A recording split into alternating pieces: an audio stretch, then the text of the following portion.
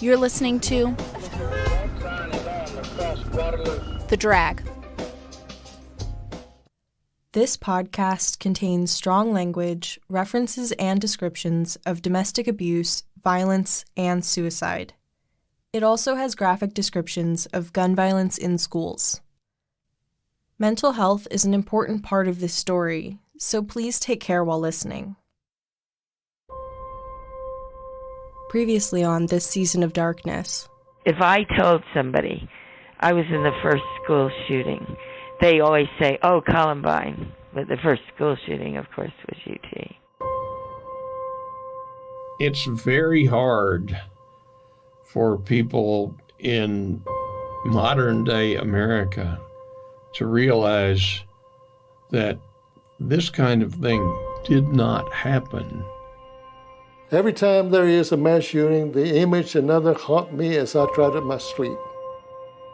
It's one of those things that come time as it passes on by, this will fade somewhat from memory, but it won't go away. And it shouldn't go away. We should be reminded that this sort of thing did happen and can happen again.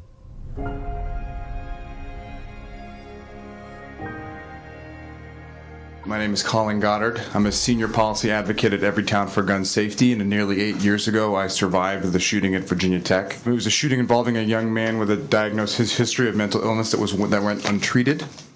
Colin Goddard sat in front of a microphone at a wooden table on February 12, 2015. In front of him were the Texas state senators who serve on the State Affairs Committee. A timer counted down his 2 minutes to speak. He was one of the many that day testifying in opposition to Texas Senate Bill 11. That morning I was sitting in French class. We first heard these loud bangs that we thought was construction. We really didn't know what was going on. And before we kind of understood the situation, the gunman was in our room and I was shot above my knee. I was then shot 3 more times in both my hips and through my shoulder. I still carry 3 bullets with me today. Senate Bill 11 would allow the concealed carry of guns on public university campuses in Texas. Many there were also speaking about Senate Bill 17, which would allow open carry at these universities too. By the time Colin began his testimony, the committee meeting, which was open to the public, had been going on for over 5.5 hours. Avid supporters and opposers of the bills waited to give their testimony. Each person only had 2 minutes to speak. Before Colin's turn to speak, he'd watched the proceedings all day, hearing senators say things like, and if my daughter would have been in that classroom, who's 12 now, will enter university in a few years, who's just as good a shot as I am with a .40 caliber XDM Springfield, and a better shot than I am with any deer rifle that I could loan her. If she would have been in that classroom, she might not have won, but she would have had a fighting chance to defend herself. Now a graduate of Virginia Tech, Colin has been advocating against gun violence over the past 8 years. As a survivor of the Virginia Tech shooting, I asked all folks to please not use the shooting at Virginia Tech as justification for a bill like this.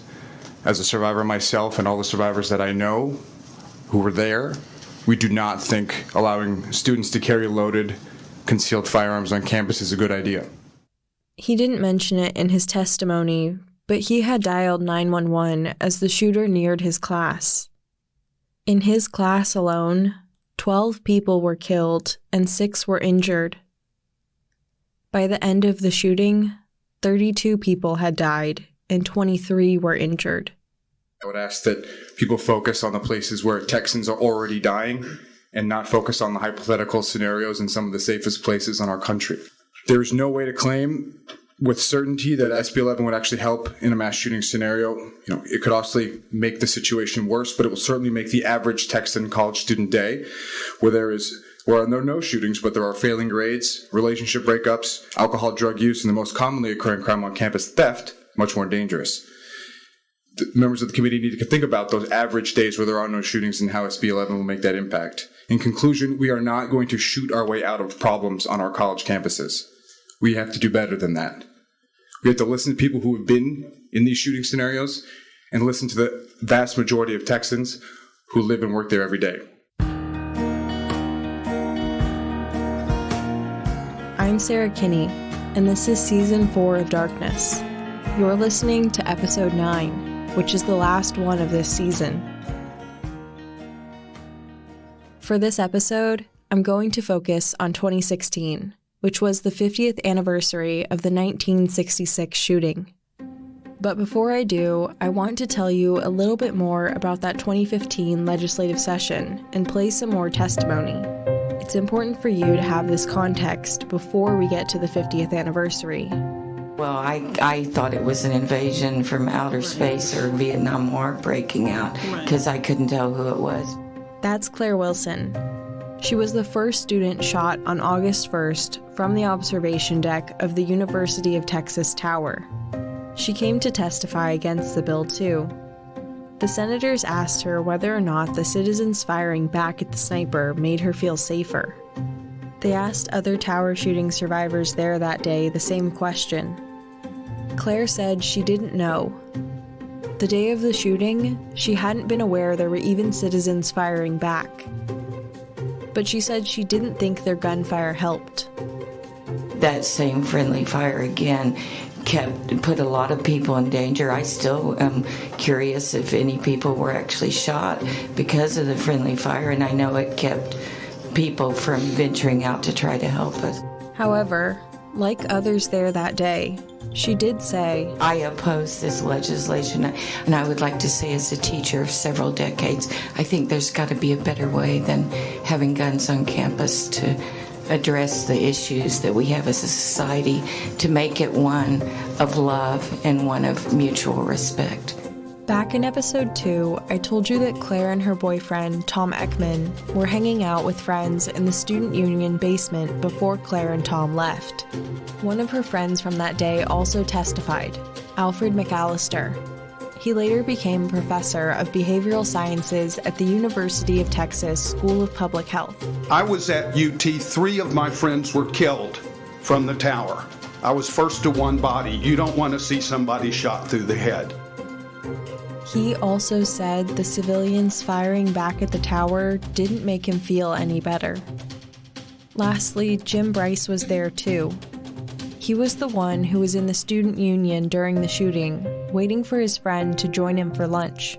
Upon a half-century of reflection, I am very concerned about Senate Bill 11 regarding campus carry and also Senate Bill 17. The prevalence of firearms in the hands of civilians, although quite well and duly trained, can lead to problems of confusion, problems that the officers of the law will not be able to tell who is the appropriate person, the bad person, as it were. As I mentioned a few minutes ago, there were 2 major gun-related bills progressing through the Texas Legislature back in 2015, Senate Bill 11 and Senate Bill 17. Senate Bill 17, which would allow for the open carry of guns at public universities in Texas, eventually died in committee. But Senate Bill 11 eventually passed. The bill allowed any licensed gun owner to conceal carry guns on public Texas University campuses. However, there is a bit more nuance to the bill than just that. There are some limitations as to where on campus guns can be carried.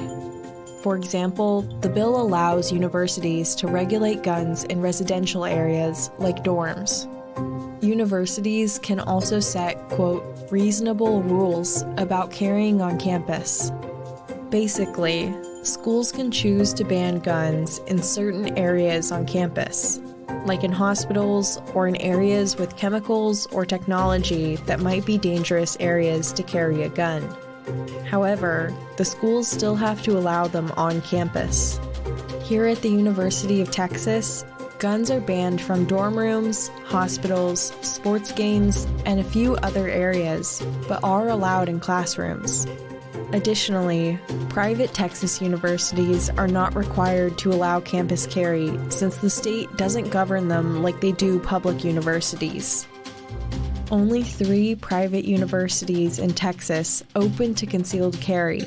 with 2 of those having contingencies about who could carry. Many supporting the bill heavily emphasized the part requiring carriers to be licensed, saying it would be safe since these people would be trained on how to own and operate a gun safely. However, a bill that passed in 2021, 6 years after the campus carry bill, removed the qualification of a license. Now, anyone over 21 can conceal carry so long as they are not prohibited from carrying a weapon for another reason, such as prior arrests. I'll tell you more about the bill later, but those are the major points. Let's go back to Claire, who traveled to Austin to testify. While here, she made a special visit to see John Fox, who had carried her off the plaza with his friend James Love in 1966. They hadn't seen each other since that day almost 50 years prior. Here's John talking about the moment they met again. It was wonderful. We hugged for a very long time. We had so many shared memories. She's like a sister to me now. On Claire's Facebook, she lists John as her brother. And the two have plenty in common besides that day. We were both involved in the civil rights movement. We were both involved in marches, protest.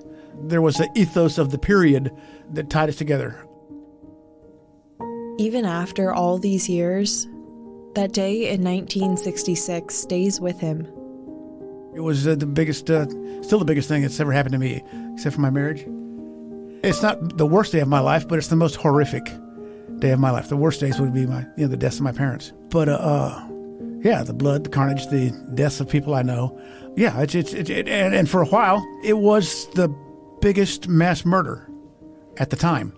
But as the years passed, there was some guy up at Killeen that went into a fast food place, and he killed like a few more people. Then there was somebody in California that killed a few more, and the totals got bigger and bigger. And, I followed that because I didn't think that anything like that would happen again. And turned out it was a precursor, it was a prescient to what was going to be happening in the future. John carries a lot of guilt from that day. I was a coward. I should have gone out earlier. Survivor's guilt is a thing. I used to think it was just you go through an event and you're guilty because you survive and somebody else doesn't. And that's part of it. But a larger part of it, to me, is the woulda, shoulda, coulda. I should have done this. If I'd done that, this would have been better. It's all the second guessing. I know logically that there was a reason for me not to run out, when I first got there. That's why nobody ran out. But looking back on it, I think of myself as a coward because I didn't run out. And that's part of the survivor's guilt. He told me he didn't see himself as a hero, despite helping Claire. No. And I don't know if I rescued Claire. I don't know if I saved her life. I helped get her to the hospital faster. It was not very long after I carried her away that the shooter was killed. But of course, we didn't know how long that was going to be. I don't think I was a savior. I just helped. I was just a kid that helped. He said he didn't talk about that day for decades. It's still inside of me, I think, because of the lack of treatment, the lack of talking about it. I know that when I talk about the fact that I'm a coward, I get verklempt. It only happens when I talk about it. And see, I brought it up. I brought it up purposely because I know it would rise within me. And I think that's that's how the survivor's guilt showed itself through me. John said he still regrets not running out sooner to help Claire. So when I talked to Claire, I asked her what she thought about his actions and his timing that day. I remember thinking, you have a lot of weird thoughts, but I remember thinking, why did he wait so long? He waited 90 minutes, and just got me before it was all over. But now I think, I could have died. They were saying, don't help that one. She's too far gone. So it was incredible bravery, and not only that, what if he had gotten shot while he was trying to carry me off? I mean, it's taken me a lot of years to have that in perspective and know that Tom was already dead, Rita was fine. So really, it was probably the perfect time for him to come get me.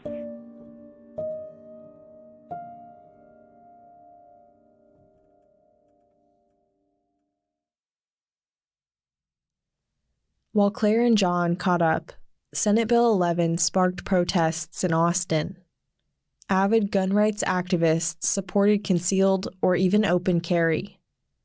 But many students and faculty at public Texas universities didn't. Well, in my mind, there's no place at all for concealed carry on campuses. Period.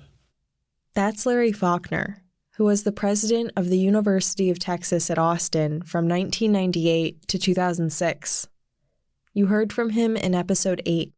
He was also on campus the day of the shooting back in 1966. Well, it brings instruments of violence into an arena where they have no place. Has the law led to any disasters? Not that I know of. The law is the law. The legislature has the power to make the law. I vehemently disagree, actually, with the idea that concealed carry is legal on public universities, but private universities are allowed to forbid it.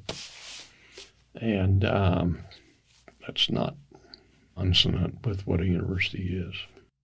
Stephen Reese, the journalism professor I talked to about the 2010 shooting at UT in episode 8, also didn't support the concealed carry bill. A lot of faculty were worried about that and generally wouldn't approve it. So the idea of having armed students is a little concerning. So, okay, recognize there are different points of view, but that wouldn't have been my choice. And, obviously some kind of screenings, what they call common sense restrictions on guns. So there's just so many firearms out there in the country compared to other countries. So that'd be my choice, but that's not the way the world is right now, it seems. So while some students did support the bill, many others didn't, rallying behind newly formed groups such as Gun Free UT and Cox Not Glocks. Cox Not Glocks base their ideas on the university's obscenity guideline, which says, quote, "No person or organization will distribute or display on the campus any writing or visual image or engage in any public performance that is obscene." This means the displaying of sex toys is banned on campus, but guns, if concealed, are allowed. So the protesters strapped dildos to their backpacks to raise awareness of the concealed guns that other students are allowed to carry. Cox Not Glocks handed out 4,500 dildos in under a half an hour to students in August of 2016, after the bill had passed. The group started before the bill was passed, but they really started to gain support after the bill had already been signed into law.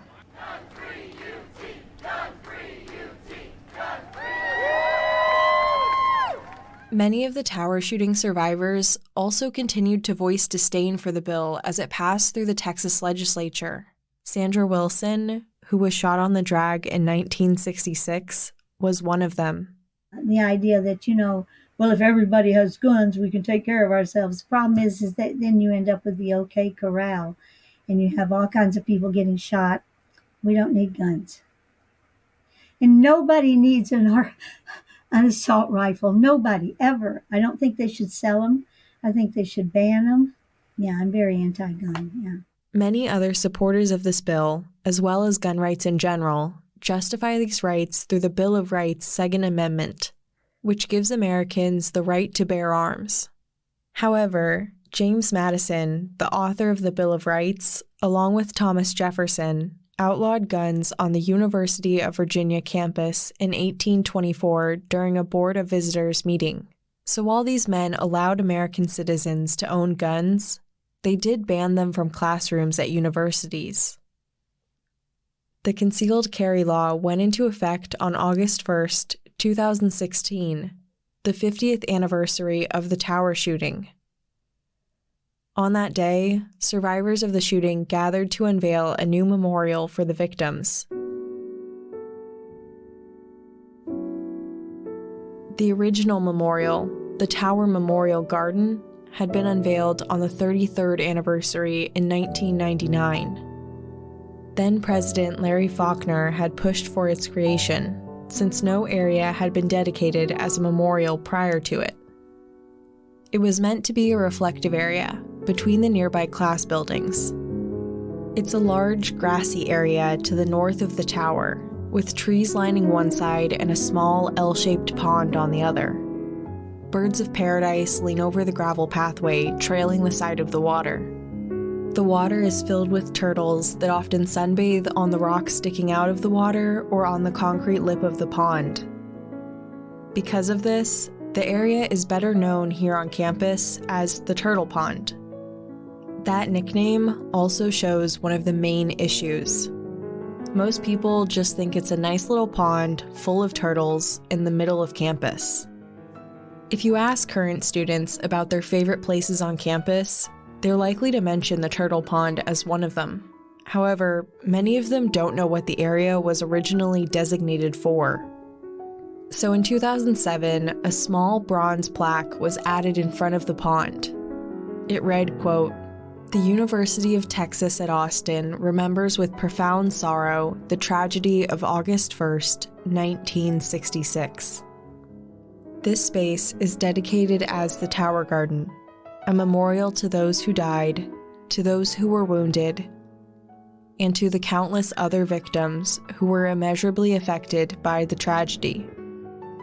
More elaborate plans for the area had been passed back and forth for years, but getting any plan off the ground was difficult. Jim Bryce remembers this long process. And there had been an effort when Larry Faulkner was president to put a memorial in, because Larry was here when it happened, and we thought we were going to have a memorial done in about 1990 or something. And there were all sorts of sketches for it, but nothing ever happened. In fact, I met with the artist that did a lot of the sketches for us. Beautiful what was planned, but it got deep-sexed by the administration. Former University of Texas President Larry Faulkner remembers why. There was a plan, an idea to develop the Tower Garden more elaborately. And there was a plan, I think, to identify the victims in that situation. And however, we were never able to gain any traction on raising the money for it. So it just hasn't gone anywhere. We were going to do quite a bit more. There was an idea to put a boundary wall around the Tower Garden, and that we never were able to raise the money. We just never could get any traction. But as the 50th anniversary rolled around, the survivors pushed harder to make something bigger happen. They wanted the event to have a clearer marker. The plaque wasn't enough. John Fox, who rescued Claire during the shooting, helped with this process. We need a memorial. These people need a closure. And it took a long time. And we met on a regular basis with various members of the university administration. It was a lot of trouble to go to all those meetings and to sit through all the administrative bureaucracy. The survivors set up a committee to try to fund and create one. The university had not really addressed the memorial situation until that point. There was a small plaque at the Turtle Pond, and it didn't mention anybody's names, and it was easy to miss. Claire saw it as the university failing to recognize what happened in 1966. The university for 50 years had never had one thing that to acknowledge it. They said they lowered the flag to half mast, but I never saw it. They totally opposed any kind of memorial. And finally they did do something at the Turtle Pond, but it was very minimal. The university said in a 2007 press release, quote, "A detailed plan for a more extensively landscaped tower garden, including memorial elements, has been developed, but private fundraising efforts have been unsuccessful to date." However, Jim Bryce said he wasn't sure money was the sole issue. Most of us who have been pretty involved in this think it was institutional resistance, which in my opinion was a huge mistake. I know some of the individuals that were dedicated and they did not want this to be scraped up.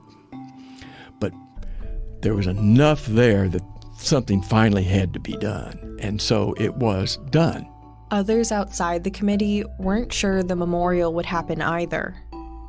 The horticulturalist told me on the day of the memorial that a year before the memorial, he said, well, I better start getting all the plants we're going to put up in the memorial garden we're going to make.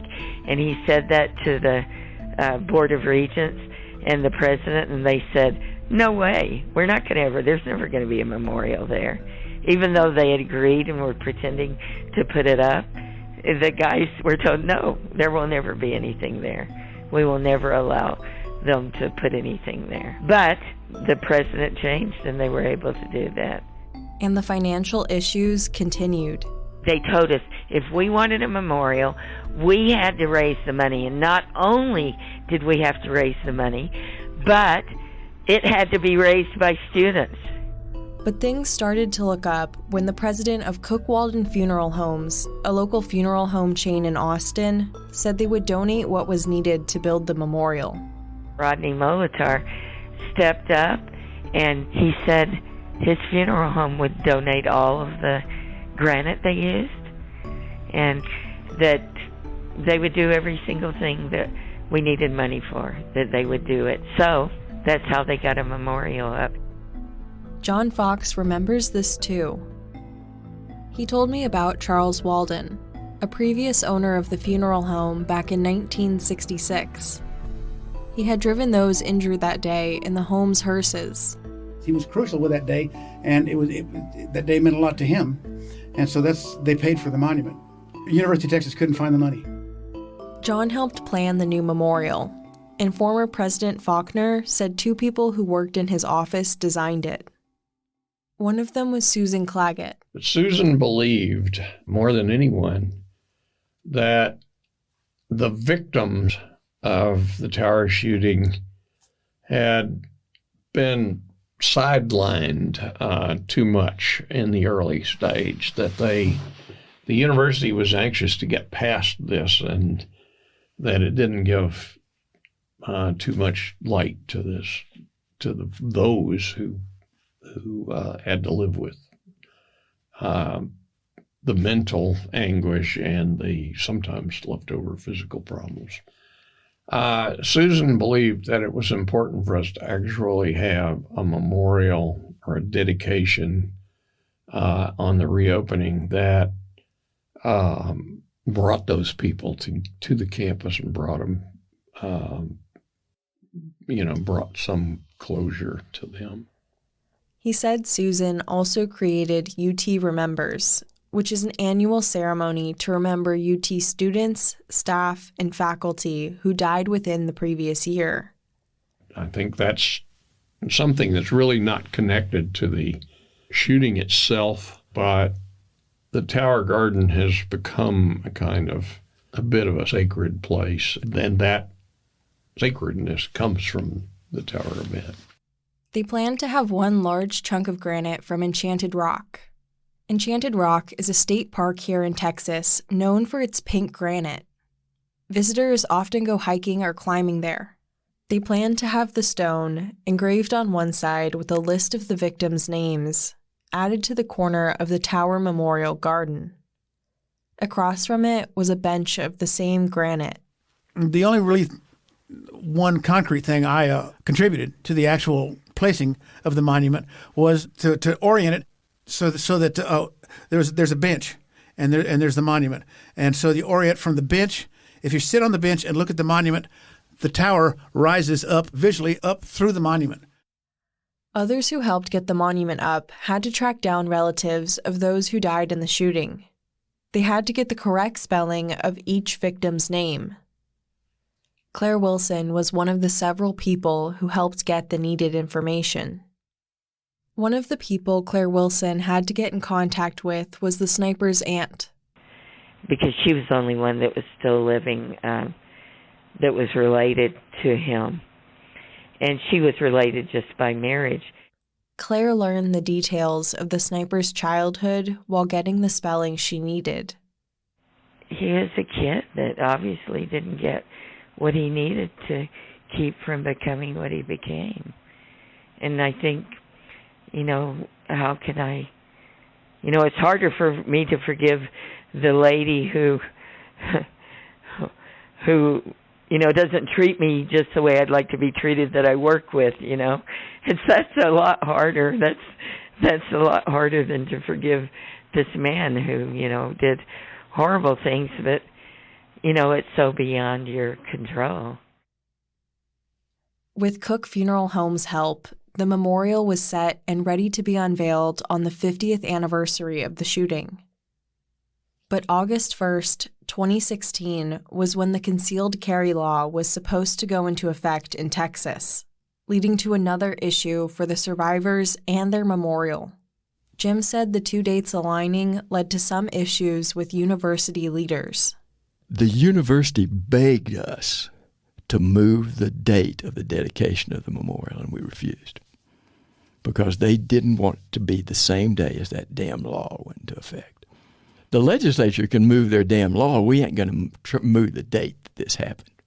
It went into effect 50 years to the day from when that happened. And as I say, there was resistance to the last.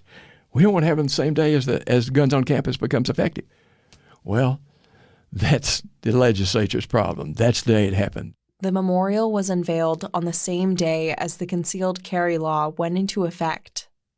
Those on the committee, along with other survivors, victims, and their families, gathered on the graveled edge of the turtle pond for the unveiling ceremony. It gave all of them, including Jim Bryce, a chance to look back on the day 50 years ago. It's a tragedy that happened on our campus. We want to have some time for reflection. We want to remember those that have been damaged by this directly and indirectly, all of us, everybody here, indirectly, everybody in the city, the state, the country, and the world, because as you know, the world was listening to this on the radio as it happened. It was patched in everywhere. Now they don't even notice it when these kind of things happen. Had it been dealt with up front at that time, maybe it would have changed the atmosphere we live in today. That message gets out. You need to deal with these issues of extreme emotional stress with the individual, with the family, with the small group, and with the community and the institutions, and deal with them and face them near when they happen to prevent their continuing into the future. Very important. This was a very important thing, this memorial out here that happened. But it was 50 years too late. And even when we tried to get it, maybe 30 years, whenever Faulkner was trying to get it done, that was much later, but we had to wait 50 years until basically a couple of generations of people who resisted it finally couldn't resist it anymore. That's a vital lesson. John Fox, who rescued Claire from the plaza, also took some time to reflect. I didn't know that morning when I got up and went to campus that I would see death fall out of a clear blue sky. I didn't know when I was there working up the courage to go get Claire, I stared at the main building a lot. And there's a quote carved into the main building from John, the book of John in the Bible. You shall know the truth, and the truth shall make you free. And one of the truths I learned that day was that there are monsters that walk among us. They think monstrous thoughts, they do monstrous things, and they look just like us. They could be living next door to you, they could be in the car next to you at the traffic light. There's not many of them, but they're out there. And as the population grows, the number of monsters grow. Now, I think I'm still aware of that from the monster I saw that day. He must have been very tortured to have done that to so many people. It's too bad he didn't get help. But nobody, like I said, nobody got help back then, it seemed. You know, it was everybody kept everything within, and especially guys, you know, even today, probably, you know, guys don't talk much, you know, about their feelings, and maybe they do more now, and that would be good. After the official ceremony, there was a reunion of sorts as everyone was still gathered around the memorial. Many, like John, remembered the friends he'd lost. James Love, who had run onto the plaza to help Claire with John, had passed about a decade after the shooting. I was close with James. It was nice to have somebody I knew from high school, you know, while going to school here at UT. And I think that, just knowing nobody else, you know, we're close to each other. I think we're both sort of smart. I knew him from playing chess with him in high school, and then that summer we played chess a lot, but then we lost track of each other pretty much afterwards. You know, you grow apart. I don't think he made it till he was 30. He died young. I think he got cancer. I'm not sure what. You know, we listened to the Beatles together, and we played chess together. It was nothing outstanding or memorable other than that particular day, I guess. But he also remembered Paul Bolton Sontag, his friend from high school who died that day on the drag while out shopping with his girlfriend, Claudia Rutt. One of them was one of my best friends, Paul Sontag. Paul Bolton Sontag. He was one of the people I was closest to in high school. You get these pictures made in high school, panoramic pictures, where everybody's sitting on a bleachers on a bench, and some guy comes up from San Antonio and takes a panoramic photo of the high school graduating class. And I still got mine.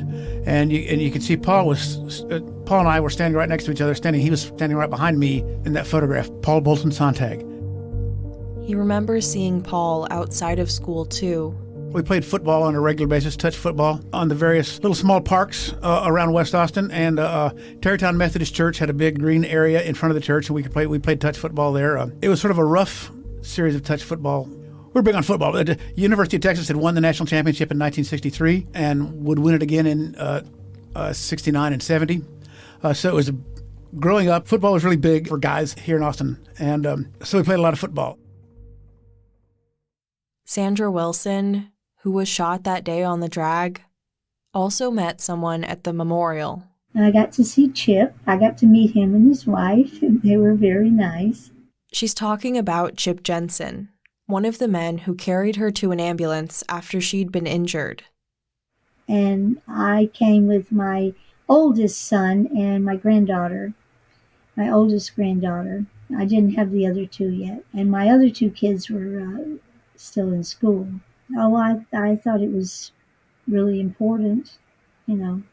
But I guess, to be honest, it was probably even more important to the people who lost family members, you know, and also to the people who worked on the memorial. It didn't take long before local media outlets began calling those who put together the memorial. But it wasn't just to cover the unveiling. Jim Bryce remembers one of these calls that came in a few days after the ceremony. He told me about it as we walked to the memorial together after our interview in the studio. I get a phone call in the morning from a reporter, and he starts talking about, well, what do you have to say about the Latin problem? What are you talking about? Well, the Latin's not right. There's a professor at the university up in British Columbia that says it's wrong. The reporter said a professor at a university in British Columbia said the Latin was wrong on the memorial. The professor was correct. Engraved above the list of names was Interfectum, August 1, 1966. Interfectum does translate to killed in English, but there are two issues with the inflection of it in this sentence. The first is that interfectum has a neuter gender when it should have a masculine one. In Latin, a group's gender is determined by whether or not a man or masculine object is present. So even though women and men were killed, the masculine version of the word would be used. The second is that it's singular when it should be plural. So the correct inflection would be interfecti. The committee later got the correct Interfecti August 1, 1966 engraved on a small matching granite stone to add to the memorial, covering the mistake. After our interview in the recording studio, Jim and I walked over to the memorial, where he showed me the plaque covering the old, incorrect Latin. We were standing on top of the gravel, so you'll hear that during these tapes. This is something I lose sleep over. He pointed to the plaque. We had a Plan 2 professor who was on the committee, and he'd come up with the Latin phrase. And so when we gave this to, we checked and double-checked. That was a lot of that was forced work. Yes. He and his wife worked on that really hard to make sure we had everything just right.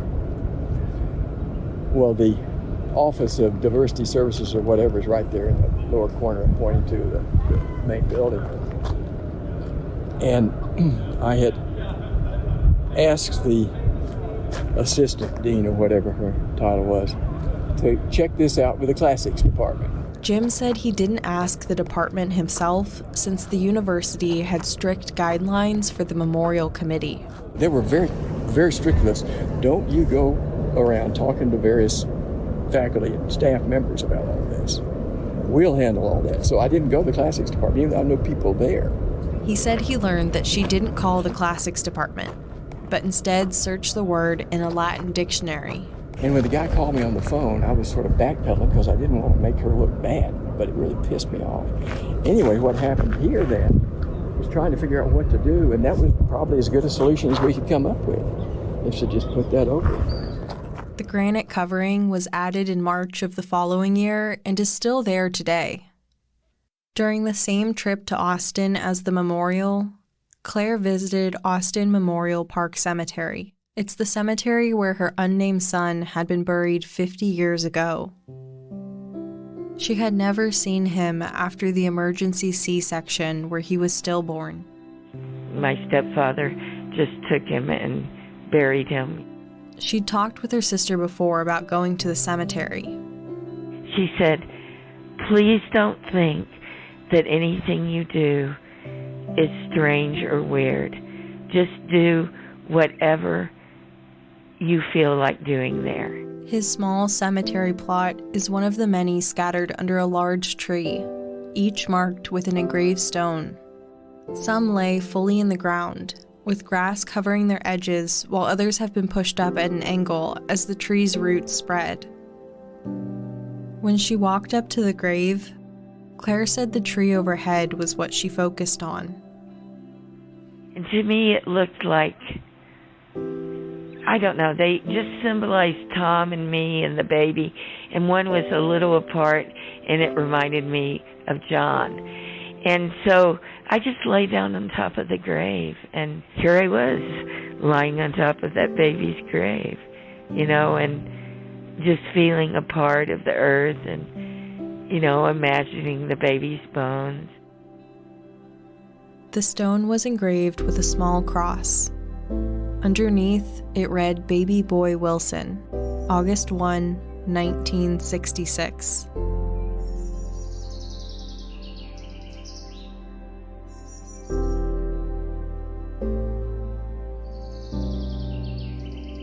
She thought about her baby, and that day in 1966, and the sniper.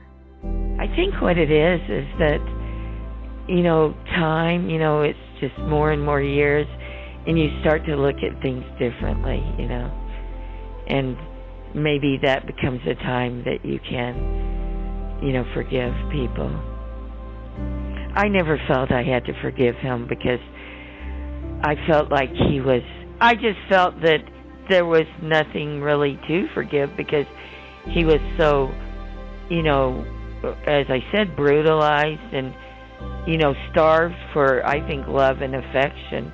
But for me, I just felt that, I don't know how to say it the right way. 'Cause I want to say beyond forgiveness, but I don't mean that in the sense of that he couldn't be forgiven. I mean it in the sense that it was so huge. It was such a huge, horrible thing that I guess I don't feel like I feel like he was at that point so mentally ill that he wasn't in his right mind. And so I just never felt anything personal against him.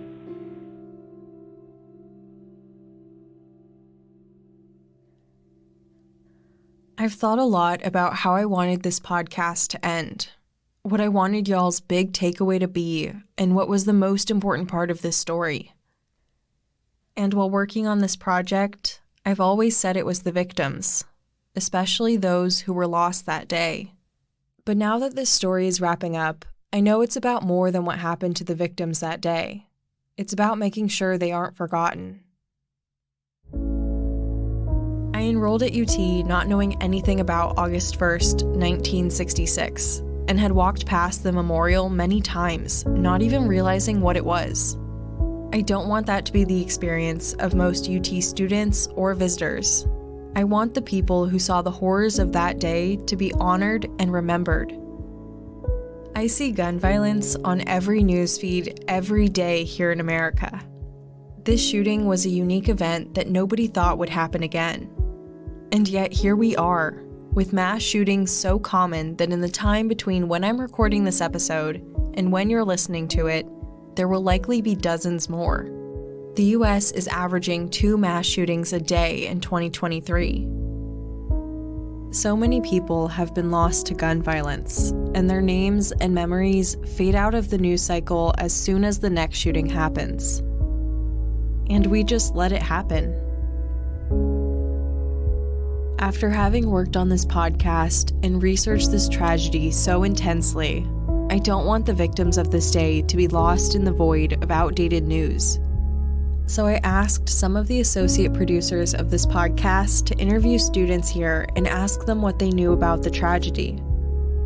Then the producers showed them the names of those who died that day as they're printed on the 2016 memorial, which is what you're about to hear. Thomas Aquinas Ashton, Dr. Robert H. Boyer, Thomas Frederick Ekman, Mark Jerome Gabor, Karen Joan Griffith, David H. Gunby, Thomas Ray Carr, Marguerite Gabor Lamport, Claudia Rutt, Roy Del Schmidt, Paul Bolton Sontag, Officer Billy Paul Speed, Edna Elizabeth Rose Townsley, Harry Wolchuk, Kathleen Leisner Whitman, Margaret Hodges Whitman, Baby Boy Wilson.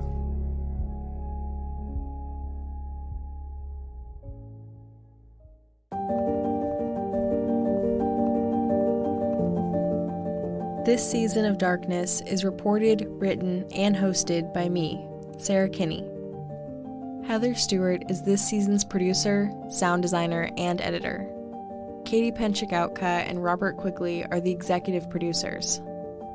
This podcast is presented by the Drag Audio Production House, which is part of Texas Student Media at the University of Texas at Austin's Moody College of Communication. The associate producers are Jade Emerson, Liv Gamble, Cameron Greiser, Mackenzie Matwick, Ashley Miznazi, Marissa Green, MJ Tilton, Guido Palufo, Liam Quigley, Aurora Berry, and Jeannie Sanchez. The cover art was created by Alexa Georgelos. Sophia Vargas Karam is the drag's marketing and communications manager. Thank you to the Austin History Center, Neil Spels, and the LBJ Presidential Library for help with the archival audio tapes.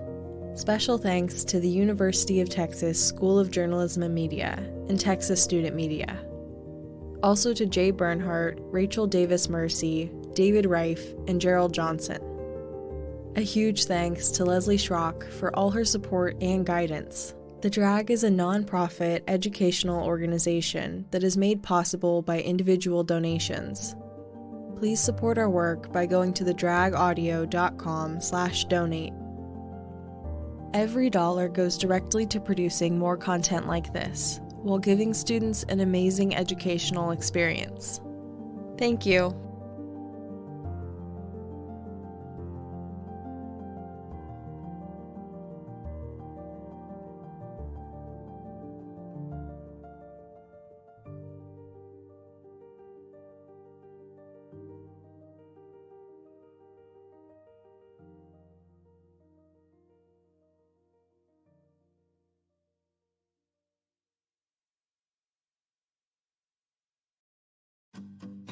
Your kids are doing amazing things. And family vacations? Well, they're a blast. But your pictures, they aren't exactly world class. Let the knowledgeable photography pros at Rockbrook Camera show you how to take great pictures. Whether it's snorkeling in Florida, the kids' soccer games, or their big high school musical, Rockbrook Camera can show you how to preserve those precious memories forever with the highest quality pictures. They can also teach you new photography skills that will last a lifetime. Get great customer care, tips from a photo class, and rent cameras, lenses, or accessories before you buy. So many events happen only once in a lifetime. Preserve the memories forever with help from Rockbrook Camera. Visit Rockbrook Camera today, 1 block south of 168th and West Center in Omaha, 70th and Pioneers in Lincoln, or rockbrookcamera.com. That's rockbrookcamera.com. Rockbrook Camera. Great photography begins here.